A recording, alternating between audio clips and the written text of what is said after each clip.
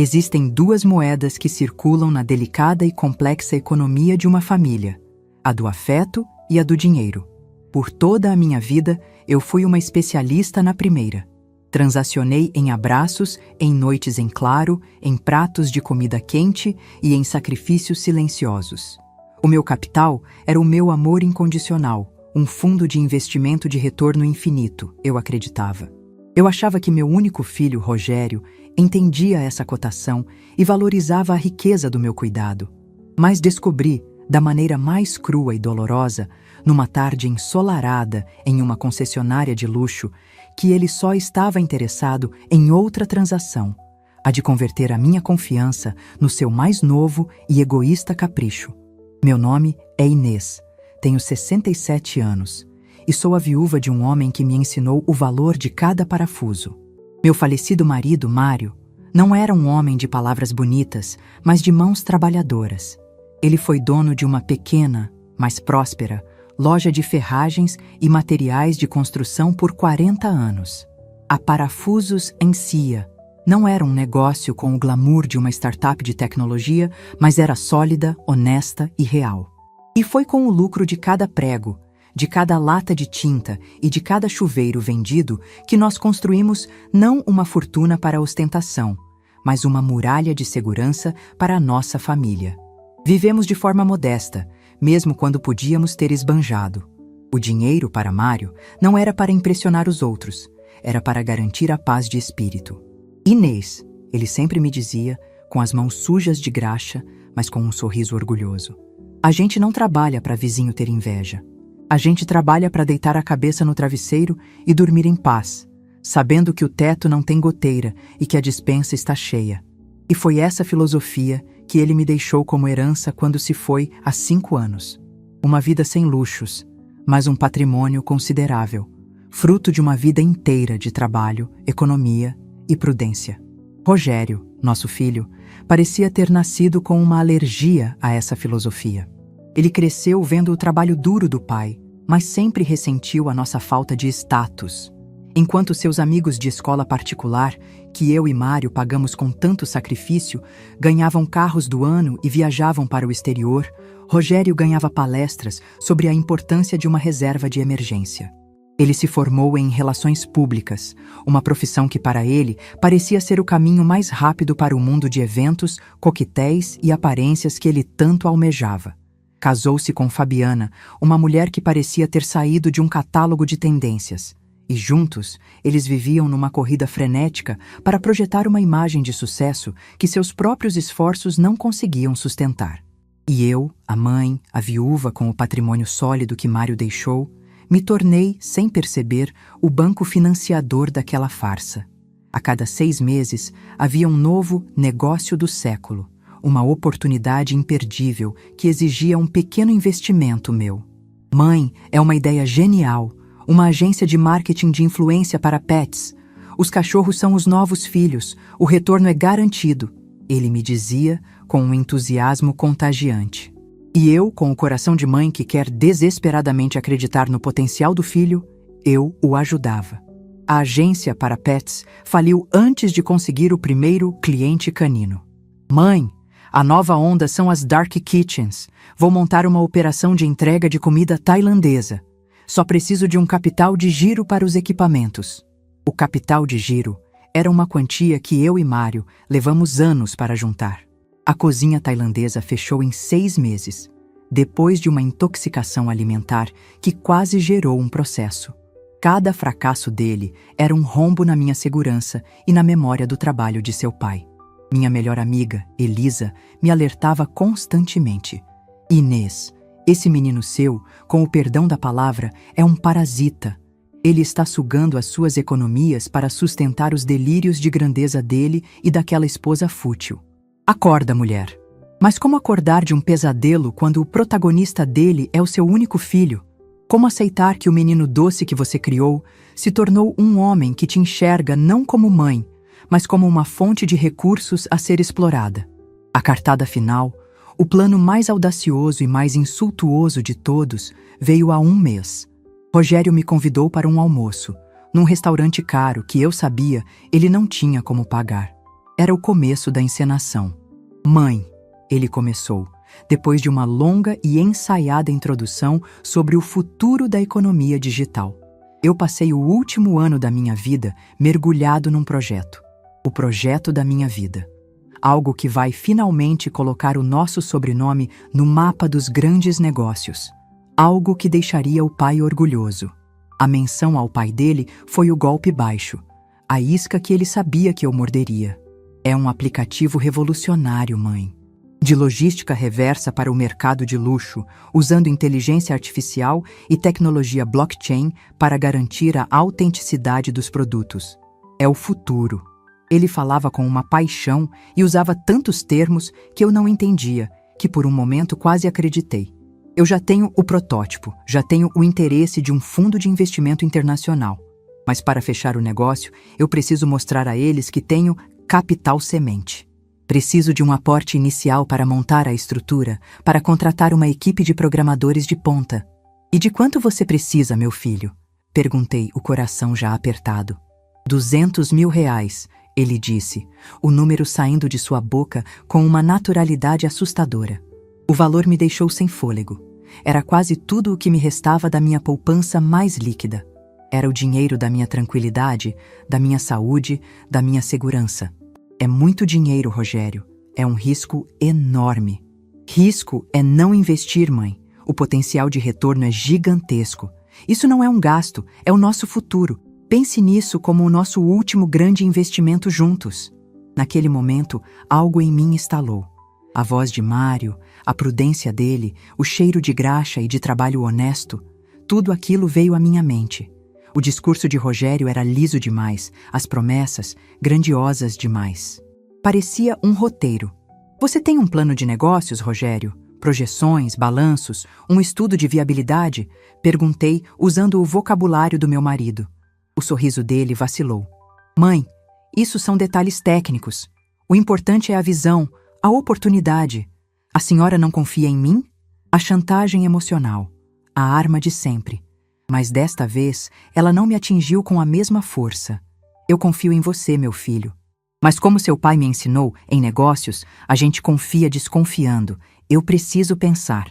Passei a semana seguinte com uma angústia que não me deixava dormir.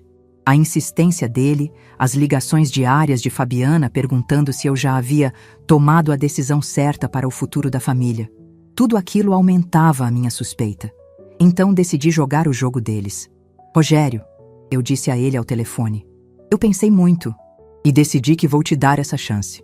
Vou fazer o investimento no seu sonho. A comemoração do outro lado da linha foi imediata e barulhenta. Eu sabia, mãe. Sabia que a senhora era a minha maior parceira. Mas, continuei, um valor desses não se transfere. É preciso formalidade. Vá ao seu contador e abra uma empresa para o projeto. Uma empresa de verdade, com CNPJ. Na próxima terça-feira, eu irei com você ao meu banco e solicitaremos um cheque administrativo no valor de 200 mil reais, nominal à sua nova empresa. É a minha única condição. Segurança em primeiro lugar. Ele hesitou, mas concordou, provavelmente achando que era apenas um capricho de uma velha senhora preocupada. Na terça-feira, ele me encontrou na porta do banco. Estava radiante. Mostrou-me o papel da junta comercial com o registro da RT Log Tech Soluções Digitais LTDA. Fomos juntos à minha gerente. Eu assinei os papéis. E o cheque administrativo, um pequeno retângulo de papel que valia o sonho de uma vida, foi entregue a ele. O sorriso em seu rosto era o de um predador que acaba de abater sua presa. Obrigado, mãe. A senhora não vai se arrepender. Agora preciso ir. Tenho uma reunião urgentíssima com minha nova equipe, ele disse, já se afastando. Vá, meu filho, eu tenho uns exames de rotina para fazer aqui perto. Vou a pé. Menti, com o coração na mão. Assim que o vi entrar em seu carro e se afastar, eu saí do banco. Mas não fui em direção ao laboratório. Fui ao ponto de táxi na esquina. Bom dia, eu disse ao motorista. Aquele carro sedã prata que acabou de sair da vaga. Siga-o, por favor. Mantenha uma distância segura. É uma surpresa que estou fazendo para o meu filho. O motorista, um homem de meia idade, sorriu. Pode deixar, dona. Sou especialista em seguir maridos. Seguir filho vai ser moleza. E assim começou a minha jornada, não para o futuro brilhante de uma startup, mas para o coração sombrio da mentira do meu filho. Eu rezava para estar errada. Rezava para que ele me levasse a um prédio comercial, a um escritório de coworking. Mas o carro dele tomou o rumo da avenida mais cara da cidade, a Alameda das concessionárias de luxo. Meu coração afundou quando ele passou pela Mercedes, pela Audi. E então ele deu a seta e entrou. Na Porsche. O táxi parou do outro lado da rua, escondido atrás de uma árvore. E eu assisti, como se fosse um filme de terror, a cena que confirmou a minha traição. Vi Rogério ser recebido com tapete vermelho por um vendedor. Vi-o apontar para um carro vermelho, conversível, que parecia um animal selvagem enjaulado no showroom. Vi-o sentar ao volante, acariciar o painel, o rosto transfigurado por um êxtase de vaidade que me causou náuseas. O meu dinheiro, o suor de Mário, a nossa segurança. Tudo aquilo estava sendo transformado em um símbolo de status para um homem que não havia produzido nada na vida além de dívidas e decepções. A dor foi substituída por um gelo, uma clareza cristalina. Eu não ia chorar. Eu não ia fazer um escândalo. Eu ia terminar aquela peça de teatro com um ato final que nem ele, nem sua esposa jamais esqueceriam. Paguei o taxista, pedi que me esperasse. Atravessei a rua com a calma de uma matriarca indo a uma reunião de negócios. Entrei na concessionária. O ar era frio, o cheiro era de couro novo e de dinheiro. Uma recepcionista veio em minha direção. Bom dia, senhora. Posso ajudá-la? Bom dia. Estou apenas aguardando meu filho. Ele está ali no escritório, fechando um negócio maravilhoso, eu disse, apontando para a sala de vidro, onde Rogério e o vendedor assinavam papéis, rindo. Sentei-me em um sofá de couro branco e peguei uma revista. E esperei. O ato final precisava do timing perfeito. Minutos depois, eles saíram, apertando as mãos. O negócio estava fechado. Meu filho segurava a pasta com os contratos, o rosto brilhando de triunfo. Parabéns, Sr. Rogério. Excelente escolha, dizia o vendedor. O Porsche 718 Boxster é uma máquina. Agora, se o senhor me acompanhar até o caixa, podemos liquidar o pagamento com o cheque administrativo e as chaves serão suas.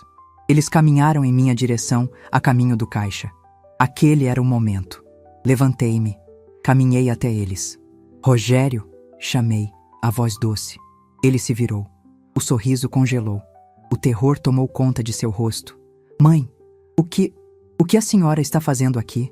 Eu sorri para o vendedor, que olhava a cena sem entender. Estendi minha mão a ele.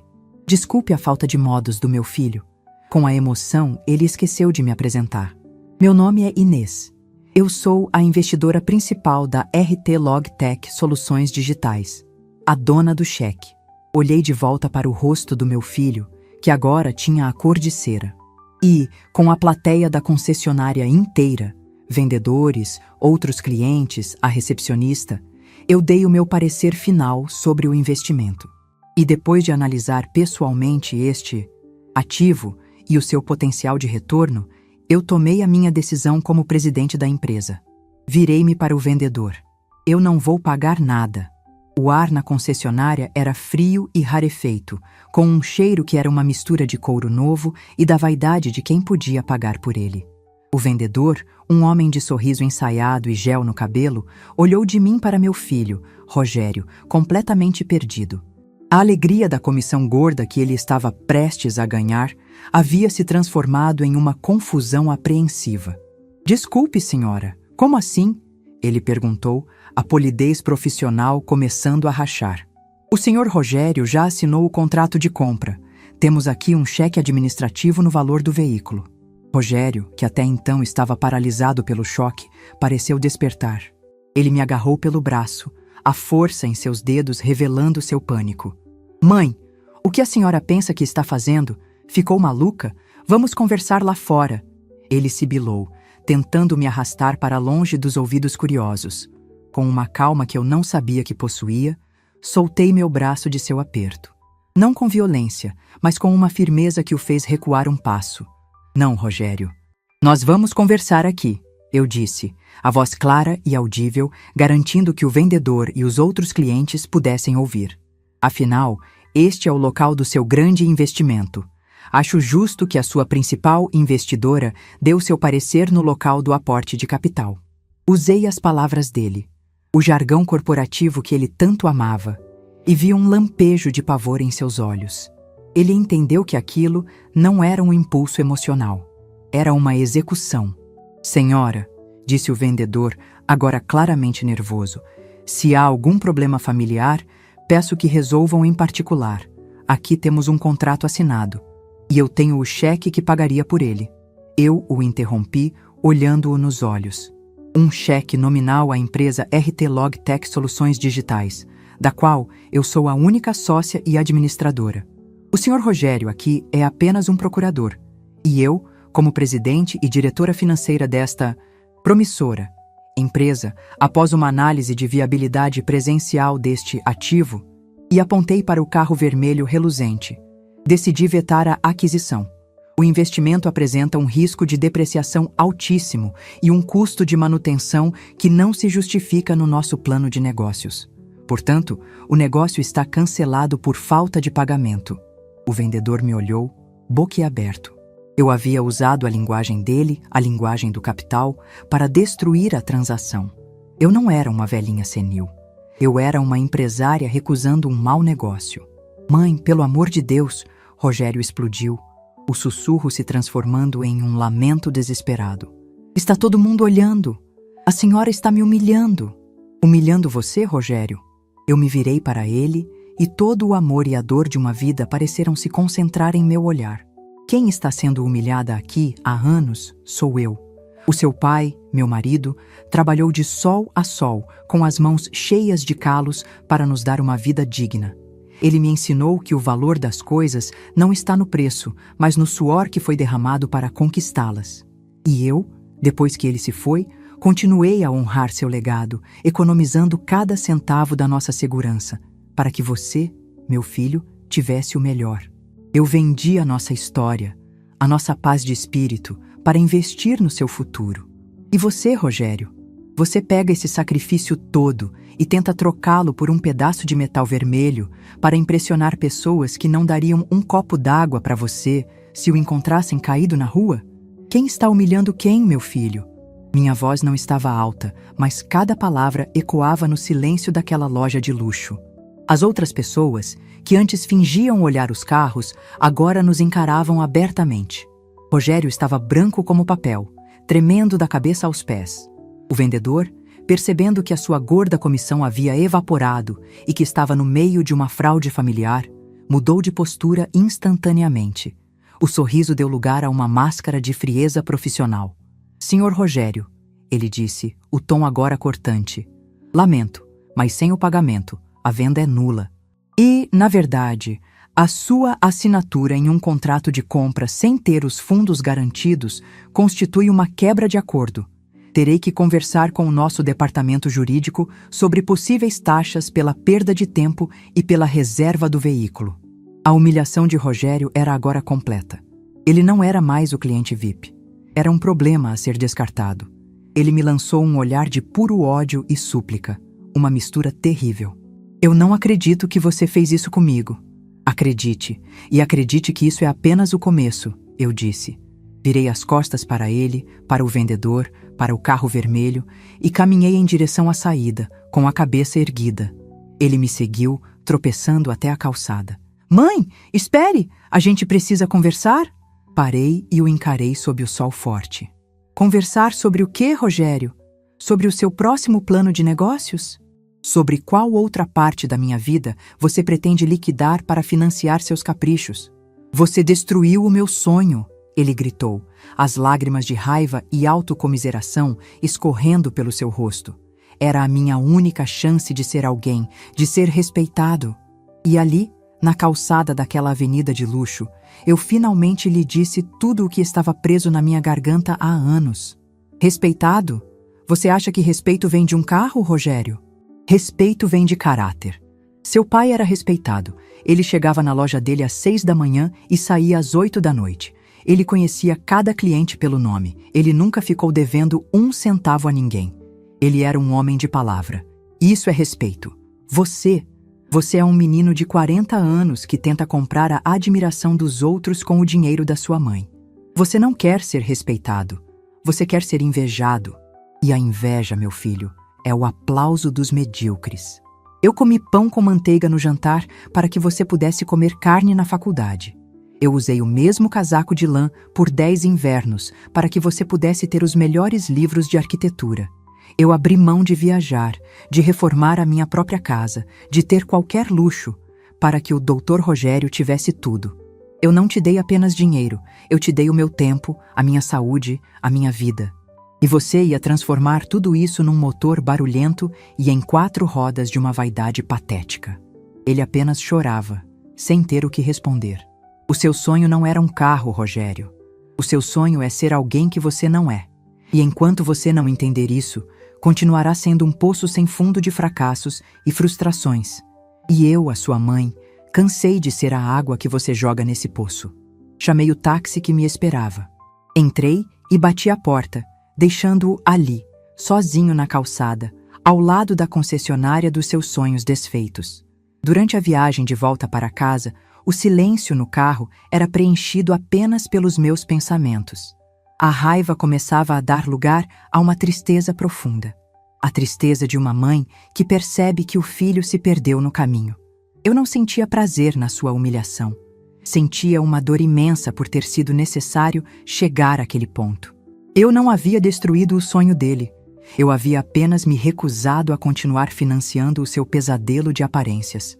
Cheguei em casa e o telefone já estava tocando. Eu sabia quem era. Era a Fabiana, a cúmplice, a arquiteta do plano. Atendi, preparada para a batalha. Inês, o que foi que você fez com o Rogério? A voz dela era um guincho de fúria. Ele me ligou aos prantos. Disse que você o humilhou, que o tratou como um bandido. Você não tem coração? Como pôde estragar o sonho dele? O sonho dele, Fabiana, ou o seu? Respondi, a voz fria como o gelo. O sonho de ter um carro novo para postar no Instagram? O sonho de dizer para as suas amigas que seu marido venceu na vida com um negócio de fachada? Sua velha invejosa, ela gritou. Você nunca suportou a nossa felicidade. Nunca suportou ver o seu filho ter sucesso. Sucesso? Que sucesso, Fabiana? Viver de mesada da mãe aos 40 anos? Inventar negócios falsos para arrancar o dinheiro de uma viúva? Isso não é sucesso. É parasitismo. E eu cansei de ser a hospedeira. Você é uma egoísta. Só pensa em você. Aquele dinheiro ia mudar as nossas vidas. Pelo contrário, Fabiana. Eu amo tanto o meu filho que me recuso a deixá-lo se transformar em um ladrão e um mentiroso por completo. O que eu fiz hoje não foi para estragar um sonho. Foi para tentar salvar o que resta de um homem. Coisa que você, aparentemente, não tem o menor interesse em fazer. Seu interesse sempre foi apenas no que ele, ou melhor, no que eu, podia te proporcionar. Você vai se arrepender disso, Inês. O Rogério nunca vai te perdoar. Eu não preciso mais do perdão dele, querida. Eu preciso do meu próprio respeito. E esse, eu reconquistei hoje. Agora, se me der licença, tenho mais o que fazer. Passar bem. Desliguei na cara dela. Senti-me exausta, mas limpa.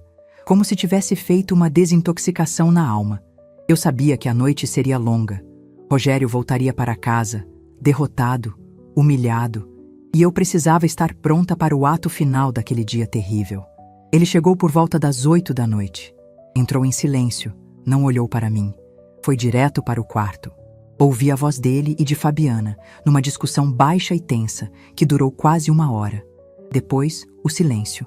Mais tarde, ele apareceu na sala, onde eu estava sentada, lendo um livro. Seu rosto estava inchado, os olhos vazios. É isso então? Ele disse, a voz monótona. Acabou? Fechei o livro e o coloquei ao meu lado. O que exatamente acabou, Rogério? A sua ajuda, o seu apoio, tudo. O meu apoio de mãe, o meu amor, nunca acabarão. O que acabou, hoje, foi o meu patrocínio à sua vida de mentiras. O banco da mamãe, como vocês gostam de pensar, fechou as portas, permanentemente. Ele se sentou na poltrona em frente, a imagem da derrota. O cheque administrativo de R$200 mil, nominal à sua empresa fantasma, será cancelado por mim amanhã de manhã. O dinheiro voltará para a minha conta de investimentos. O seu grande negócio, infelizmente, não receberá o aporte de capital. E a gente? O que a gente faz agora? Vocês, meu filho, farão o que deveriam ter feito há 10 anos. Vocês vão viver com o fruto do trabalho de vocês. Vão pagar o próprio aluguel, a própria comida, as próprias contas. Eu não lhes darei mais um centavo, nunca mais. Mas eu não tenho um emprego de verdade, e a Fabiana? Pois este é o seu novo desafio. Eu lhe dou um prazo de 30 dias. Eu quero que você, Rogério, consiga um emprego de verdade, com carteira assinada, não um de seus projetos. Quero que você me apresente um contra-cheque no final do próximo mês. Um contra-cheque que prove que você é capaz de se sustentar sem a minha aposentadoria. E se eu não conseguir? Se você não conseguir, eu disse, olhando-o com uma tristeza firme, eu entenderei que você escolheu continuar sendo a criança que espera que a mãe resolva tudo. E nesse caso, eu terei que tomar decisões mais drásticas sobre o nosso futuro e sobre o teto sob o qual vocês dormem. A escolha, meu filho, como sempre, é sua. Ele me encarou, os olhos cheios de um pavor que ele nunca sentira antes. O pavor não de perder um carro, mas de perder tudo. Ele finalmente entendeu que a mulher sentada à sua frente não era mais a sua fonte de recursos, era a sua última chance, e o prazo já estava correndo. A porta do meu apartamento se fechou, deixando para trás a figura patética do meu filho, um homem de 40 anos reduzido a uma criança que acabara de ser colocada de castigo. O silêncio que se seguiu não era de paz, mas de expectativa. Eu havia dado o meu ultimato. Havia estabelecido um prazo de 30 dias para que ele provasse ser um homem, e não um projeto de homem. Agora, restava-me esperar e, principalmente, viver. Nos primeiros dias, a casa foi palco de uma guerra fria e silenciosa. Rogério e Fabiana me evitavam como se eu fosse uma doença contagiosa. Passavam por mim nos corredores com o rosto virado, as mandíbulas travadas de raiva. As refeições se tornaram um suplício de silêncio cortado apenas pelo tilintar dos talheres. Eles não ousavam me confrontar novamente, mas sua hostilidade preenchia cada canto do apartamento. Eu, por minha vez, decidi ignorar o drama deles. Eles queriam silêncio? Eu lhes daria o silêncio mais produtivo que eles já viram. Comecei a minha própria reconstrução. A primeira coisa que fiz foi marcar uma reunião com um consultor financeiro, um homem sério indicado pelo meu gerente de banco. Sentei-me em seu escritório elegante e, pela primeira vez, falei abertamente sobre o patrimônio que Mário e eu construímos. Eu quero que o meu dinheiro trabalhe para mim, e não para sustentar os caprichos dos outros, eu disse a ele. Quero investimentos seguros, de longo prazo, e quero criar um fundo para a educação dos meus netos, um fundo que seja intocável até que eles completem 18 anos. Enquanto o consultor traçava gráficos e falava de portfólios, eu me sentia renascer. A Inês, que se sentia intimidada por números, estava de volta, mas agora, com a sabedoria e a cautela que a vida lhe ensinara. Eu estava retomando as rédeas não apenas da minha dignidade, mas da minha segurança financeira, a mesma segurança que meu filho tentou transformar em um carro esporte. Decidi também revisitar o meu passado, mas com novos olhos. Numa tarde, peguei um táxi e fui até o nosso antigo bairro, até a rua onde ficava a Parafusos Encia. A loja ainda estava lá, com outro nome, outra fachada. Fiquei parada na calçada, do outro lado da rua, e observei. Lembrei-me de Mário, atrás do balcão, com seu lápis na orelha, atendendo os clientes com um sorriso. Lembrei-me do cheiro de serragem e de tinta fresca. Lembrei-me do orgulho que sentíamos a cada nota fiscal emitida, a cada cliente satisfeito. Aquilo era trabalho de verdade. Aquilo era produção.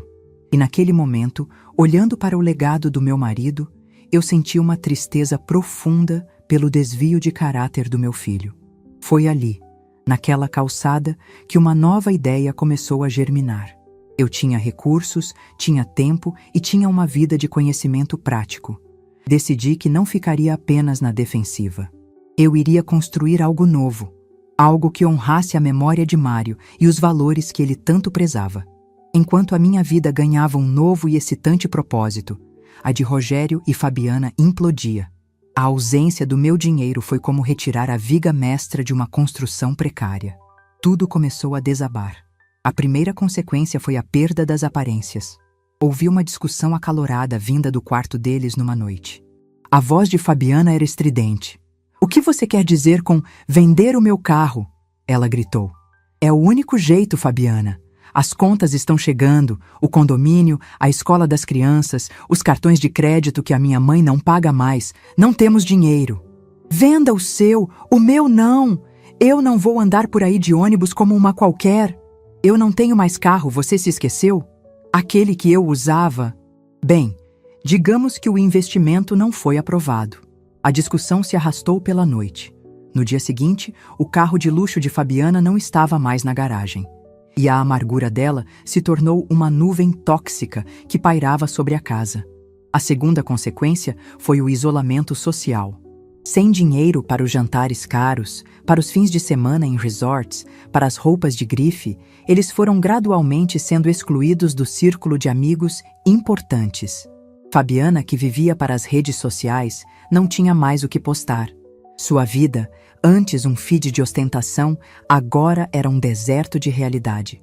E ela culpava Rogério por tudo. "A culpa é sua e da sua mãe maluca." Eu a ouvi gritar para ele.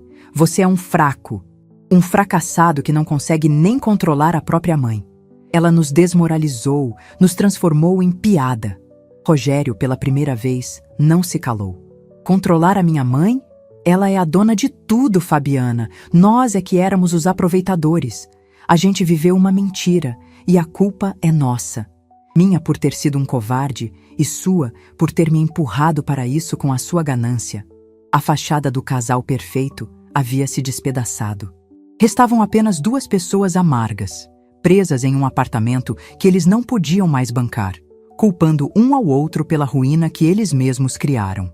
Enquanto isso, Rogério era forçado a encarar o meu ultimato. Ele precisava de um emprego.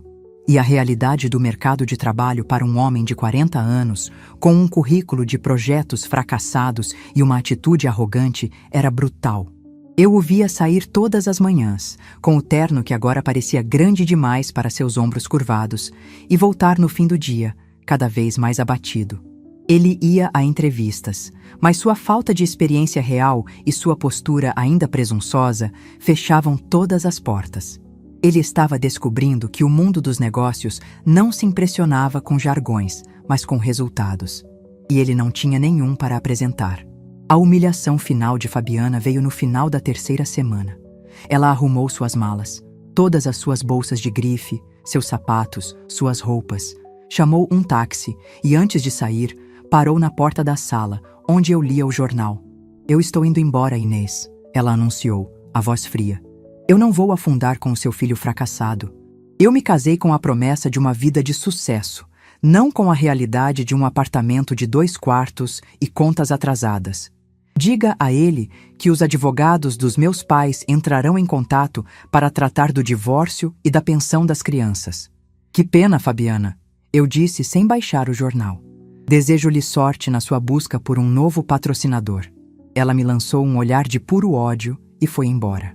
Naquela noite, Rogério chegou e encontrou o armário da esposa vazio. Ele não chorou, não gritou. Apenas sentou-se à mesa da cozinha, a cabeça entre as mãos, em um silêncio de derrota absoluta. Ele havia perdido o carro, o status, os amigos, a esposa. Tudo pelo que ele havia mentido e enganado havia se desfeito como fumaça. Restava apenas ele e o seu fracasso. Aquele foi o fundo do poço. E era ali que ele precisava chegar para, talvez, começar a subir. No dia seguinte, ele saiu de casa diferente. Não usava terno. Usava uma calça jeans e uma camisa simples. E não levava sua pasta de executivo. Levava apenas a sua humilhação. Ele passou o dia fora. Quando voltou, tarde da noite, ele tinha um olhar diferente. Um olhar de cansaço, mas também de uma estranha e nova paz. "Eu consegui, mãe", ele disse parando na minha frente. "Eu consegui um emprego." "Que bom, meu filho. Onde?" "É numa loja de ferragens, a do seu Américo, no bairro Antigo. Ele era amigo do pai. Eu o procurei, contei a minha situação e ele me deu uma chance.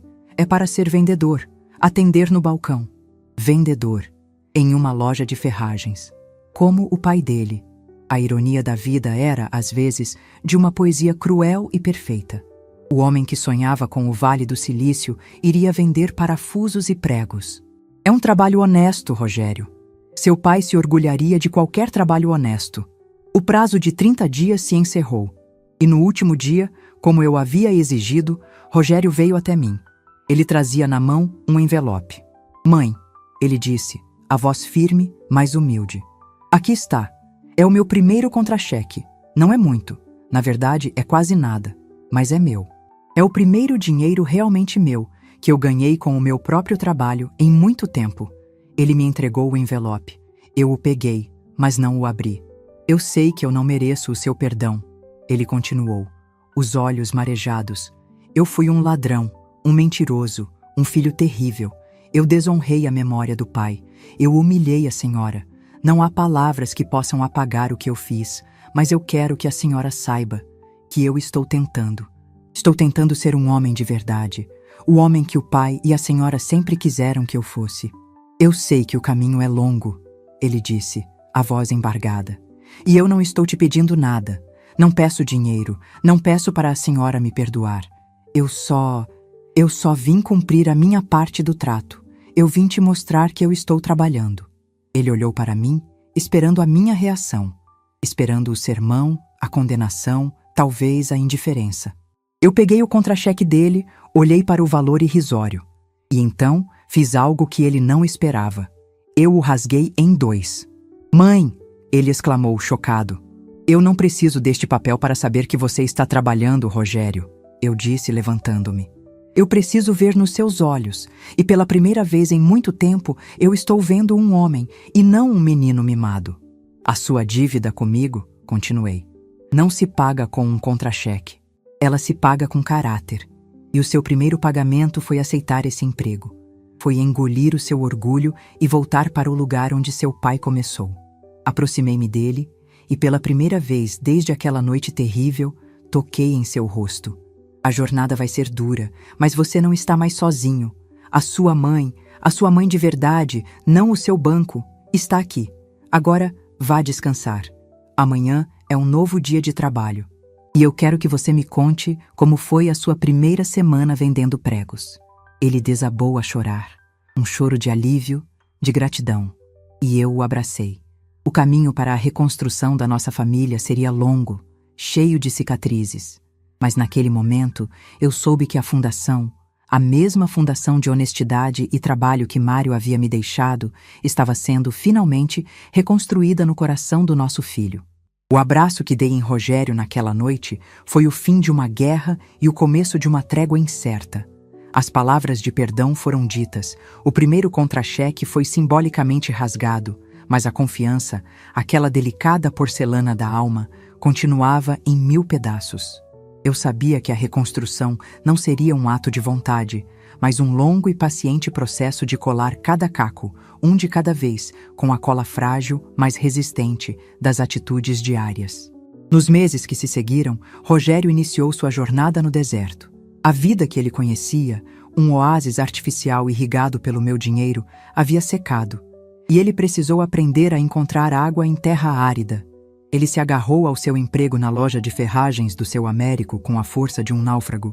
O homem que antes falava de blockchain e investidores anjo, agora passava os dias explicando a diferença entre um parafuso de rosca soberba e um de rosca fina. O executivo que usava sapatos italianos agora usava botinas de segurança e descarregava caixas de cimento. A humilhação inicial, eu via em seus olhos quando ele me visitava, deu lugar a um cansaço honesto. E depois, a algo que eu não via nele há décadas, a dignidade do trabalho. Nossos encontros passaram a ser aos domingos.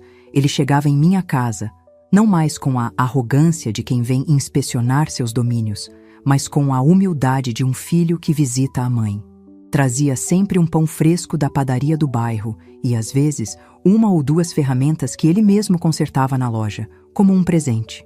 A sua tesoura de poda estava cega, mãe. Eu a afiei na oficina. Eram pequenos gestos, mas diziam muito. Diziam que ele estava aprendendo a usar as mãos para servir, e não apenas para pedir. As conversas mudaram.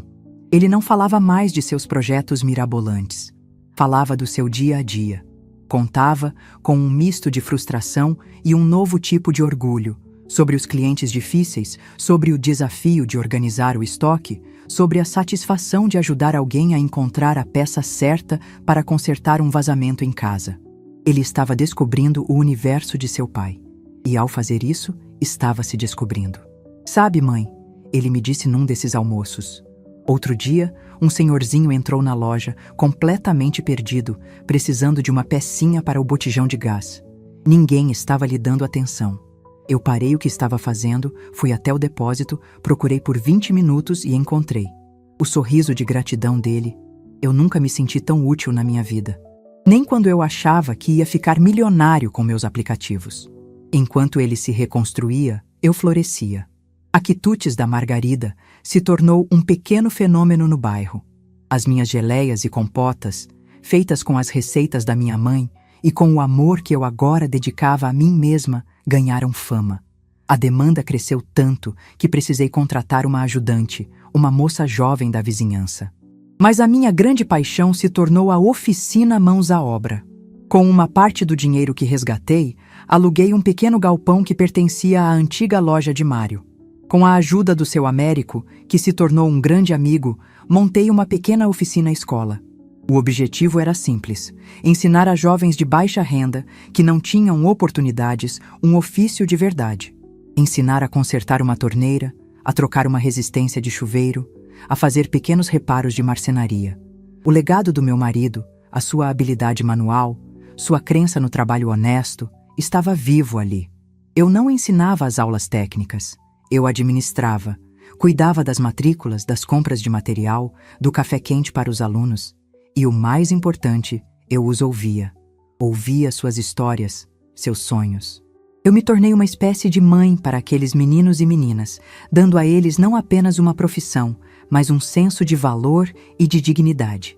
A convergência dos nossos dois mundos, o meu e o de Rogério, aconteceu de forma natural. Ele começou a se interessar pela minha oficina. Nos seus dias de folga, ele passava por lá. No início, apenas para me ver. Depois, começou a ajudar. A organizar as ferramentas, a conversar com os alunos, a dar dicas sobre os materiais que ele conhecia tão bem da loja de ferragens. Num sábado, cheguei à oficina e o encontrei lá. Ele estava rodeado por um grupo de adolescentes, ensinando-os pacientemente a usar uma furadeira. A forma como ele falava, a segurança em seus gestos, as suas mãos, agora calejadas como as do pai, guiando as mãos dos meninos. Naquele momento, eu não vi o Rogério, o playboy fracassado. Eu vi o Mário. Vi o legado do meu marido, vivo e pulsante, no filho que eu pensei ter perdido. E meu coração se encheu de uma paz que eu não sentia desde que Mário era vivo. A relação com meus netos também foi curada. Rogério os trazia para a oficina. Pedro, meu neto, se encantou pela marcenaria. E Lívia, minha neta, adorava me ajudar a etiquetar os potes de geleia. Eles viam um pai diferente, um homem que trabalhava com as mãos e sorria um sorriso cansado, mas verdadeiro. E viam uma avó diferente, uma mulher ativa, forte, uma líder em sua comunidade. A imagem da família fraturada pela ganância estava sendo substituída pela imagem de uma família unida pelo trabalho e pelo propósito. Um dia, quase 2 anos depois daquele confronto na concessionária, Rogério me pediu uma reunião. Uma reunião de negócios, mãe, ele disse com um sorriso tímido. Sentamos à mesa da minha cozinha. Ele abriu uma pasta e de dentro tirou um plano de negócios, impecavelmente bem feito.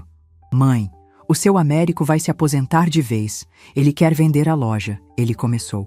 E eu passei os últimos 6 meses estudando o negócio dele, analisando os números, conversando com os fornecedores. A loja é sólida, tem uma clientela fiel, mas está parada no tempo. Eu tenho um plano para modernizá-la, para expandir, para criar um sistema de entregas online, para transformá-la na maior e melhor loja de ferragens da região. Ele me apresentou o plano. As projeções eram realistas, a análise de mercado era brilhante, a estratégia era sólida. Não havia jargões, não havia promessas vazias, havia trabalho, pesquisa e uma visão clara. Eu aprendi o negócio, mãe. Eu sei como fazer isso dar certo. Mas eu não tenho o capital. E eu não estou te pedindo um empréstimo. Ele se apressou em dizer. Eu estou te fazendo uma proposta de sociedade, para recriarmos a Parafusos em Cia. Mas desta vez seria a Parafusos em Filhos. Ele me olhou, os olhos cheios de uma esperança humilde. Eu entro com o meu trabalho, a minha gestão, tudo o que aprendi. E a senhora? A senhora entraria como minha sócia investidora. Com o controle majoritário, claro. A decisão final sempre seria sua. Mas nós construiríamos isso juntos, honrando o legado do pai, mas construindo o nosso próprio futuro. Eu o ouvia em silêncio, o coração transbordando de uma emoção que mal conseguia conter. O menino que queria um Porsche vermelho agora sonhava em vender parafusos. O homem que desprezava o trabalho do pai agora queria honrá-lo. Aquela era a sua verdadeira redenção. Eu aceito, meu filho, eu disse, as lágrimas finalmente vindo. Eu aceito ser sua sócia. Hoje, a Parafusos em Filhos é uma realidade. A loja foi reformada, está moderna e próspera. Rogério é um gerente incrível, respeitado por funcionários e clientes. Eu sou a presidente do conselho, a sócia que aparece para tomar um café e dar um palpite, mas que confia plenamente na gestão do filho. Minha vida é uma tapeçaria rica e colorida.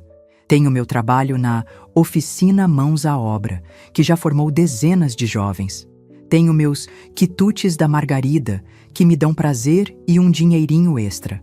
Tenho meus netos, que agora aprendem o valor do trabalho na oficina do pai. E tenho meu filho.